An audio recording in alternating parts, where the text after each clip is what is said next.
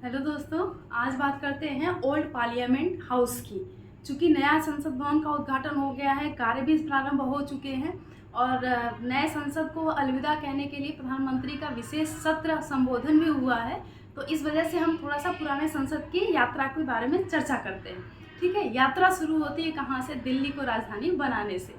दिल्ली राजधानी बनती है गुलाम डायनेस्टी में इल्तुतमिश के द्वारा। गुलाम डायनेस्टी के फाउंडर कुतुबुद्दीन ऐबक, उन्होंने अपनी राजधानी लाहौर में बनाई थी, जबकि उसी डायनेस्टी में अगले उत्तराधिकारी इल्तुतमिश ने अपनी राजधानी कहाँ स्थानांतरित करी? दिल्ली।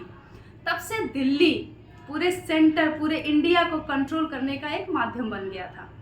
हर अगला सक्सेसर आता तो कहाँ पे कब्जा करने की कोशिश करता? दिल्ली पे। क्यों? जैसे पड़ोसी होता है कि यदि पड़ोसी किसी ज़मीन के लिए लड़ रहा है तो आप उस ज़मीन के लिए और दुगना मेहनत करके लड़ोगे, क्योंकि वो हमको चाहिए, क्योंकि ये पावर का शो ऑफ है, शक्ति प्रदर्शन चल रहा है। ठीक है, यदि पड़ोसी 2 फ्लोर का मकान बनाता है तो हम 4 फ्लोर का बनाएंगे, हम तुमसे कम नहीं, हम भारतीय हैं, स्पेशली हम लोग। ठीक है, ये कॉन्सेप्ट चलता है, ये स्पेशली हर कम्युनिटी पे चलता है। राजा हो, राजा भी एक ही चीज़, यदि किसी की निगाह एक पे है तो पूरे समुदाय का निगाह उस पर रहता है, शक्ति प्रदर्शन का केंद्र हो जाता है, अखाड़ा हो जाता है, युद्ध का मैदान हो जाता है। तो इल्तुतमिश ने जैसे ही राजधानी दिल्ली को बनाई, अगले उत्तराधिकारी भी दिल्ली को ही अपना शक्ति का केंद्र समझने लगे। दिल्ली राजधानी के रूप में मशहूर होती चली गई। Ghulam dynasty, Khilji dynasty, Sayyid dynasty, Tughlaq dynasty, Lodi dynasty, सब ने अपनी राजधानी कहाँ पे बनाई? दिल्ली में। इनफैक्ट मुगल भी अपनी राजधानी कहाँ बनाए? दिल्ली में। दिल्ली एक प्रतिस्पर्धा का केंद्र हो गया कि जो सबसे पावरफुल कहाँ पे बैठेगा? दिल्ली में बैठेगा। मुगलों ने जो शासक आता एक नई इमारत बनाता, वहाँ से प्रशासन चलाता। इस प्रकार दिल्ली ऐतिहासिक इमारतों का एक हब बनता चला गया। यही कहानी थी मुगलों के बाद उत्तराधिकारी प्राप्त करने वाले ब्रिटिशर्स की। ब्रिटिशर्स ने जब मुगलों को उखाड़ के फेंकने की कोशिश की तो उन्होंने दिल्ली पे सबसे पहले सत्ता स्थापित करने का ऐलान कर दिया। 1911 दिल्ली दरबार, जॉर्ज पंचम को भारत बुलाया जाता है, भारत का प्रमुख डिक्लेयर किया जाता है और भव्य स्वागत में दिल्ली दरबार का आयोजन किया जाता है। उस समय तत्कालीन ब्रिटिश साम्राज्य की राजधानी कोलकाता हुआ करती थी। मुगलों को हटाना था, ब्रिटिशर्स को शक्ति का केंद्र बनाना था, तो दिल्ली को राजधानी चुनना ही था। राजधानी चुनी गई दिल्ली 1911 में और ऑफिशियली पूरे प्रोसेस के तहत इसे डिक्लेयर कर दिया गया दिल्ली को ब्रिटिश भारत की राजधानी 1912 में। जब 1912 में दिल्ली को राजधानी डिक्लेयर किया गया तो ब्रिटिशर्स बिल्डिंग तो है नहीं, प्रॉब्लम स्टार्ट हो गई कि अब कैसे सत्ता दिखाएंगे। मुगलों की कोठी से करेंगे तो मुगल प्रभुत्व तो दिखेगा। तो उस समय ब्रिटिश सरकार ने डिक्लेयर किया कि दिल्ली में एक प्रशासनिक केंद्र स्थापित किया जाएगा और उस प्रशासनिक केंद्र की स्थापना का पूरा डिजाइन का ठेका किसको दे दिया गया? एडवर्ड लुटियंस को। तो आज का जो हमारा पार्लियामेंट है, जिसका इतिहास हम उस समय की बात कर रहे हैं, उसका डिजाइन किसने किया है? डिजाइन एडवर्ड लुटियंस ने। लुटियंस, ठीक है। इन्होंने जो आधार लिया, भारतीय इमारतों से बहुत ज्यादा प्रभावित थे। मध्य प्रदेश का एक जगह है मोरेन, एमपी में मोरेन है, जहां पे एक मंदिर है 64 योगिनी मंदिर। 64 योगिनी मंदिर, ठीक है। इसमें 64 योगिनी यानी फीमेल्स, वो स्पिरिचुअलिटी में जो लोग जुड़े हैं फीमेल वर्ग से, उसे योगिनी कहेंगे। ठीक, तो 64 योगिनी मंदिर से कॉन्सेप्ट लिया और डिजाइन तैयार की, बकायदा भव्य इमारत की। और ठेकेदार बनाया गया हर्बर्ट बेकर को। ठेकेदार का मतलब कि अब ये बिल्डिंग की डिजाइन जैसे हुई है वैसे इसका निर्माण कार्य का जिम्मेदारी किसको दिया गया? हर्बर्ट बेकर को। ठीक है, ये 2 काम हो गए। अब इस बिल्डिंग का जहाँ पे बनना है वहां पे भूमि पूजन भी करना है और नींव भी रखनी है।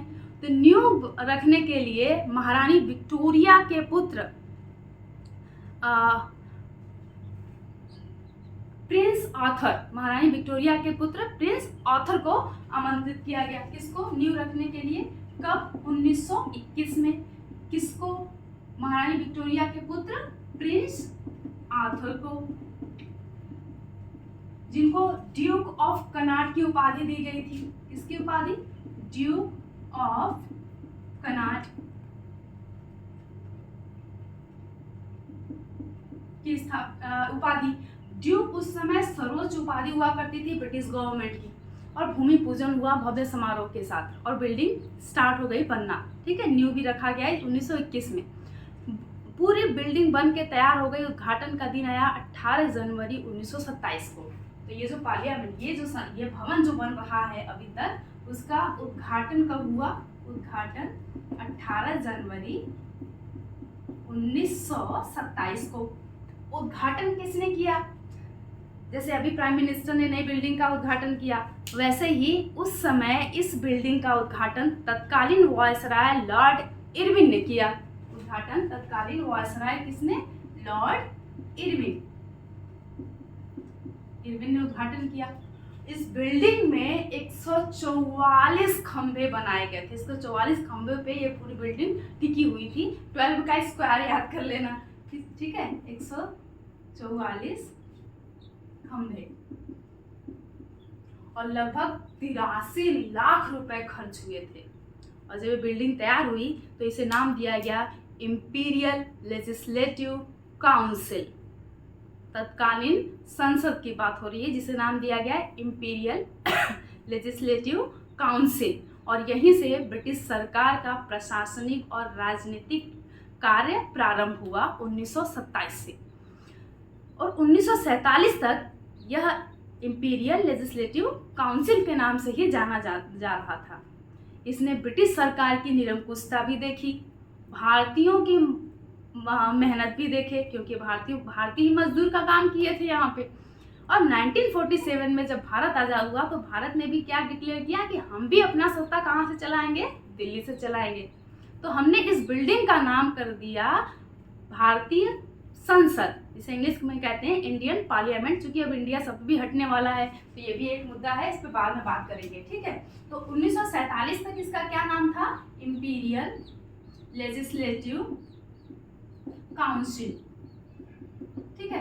1947 में इसका नाम क्या रख दिया गया? संसद भवन।